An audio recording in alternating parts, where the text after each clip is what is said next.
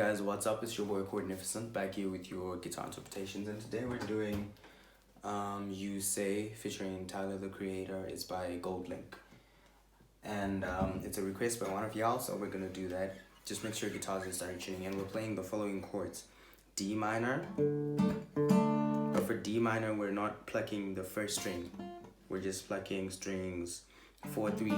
Okay. This is A sharp, which is basically A on fret number 3, and then you bar the second fret.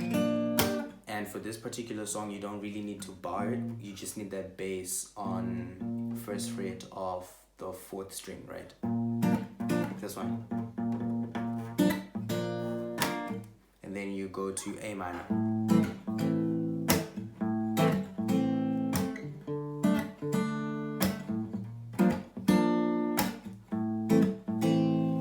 Pretty much the whole song, guys. Let me just listen to hear if the progression changes anywhere. It doesn't. It's just a house kind of vibe, and it's the same chords throughout.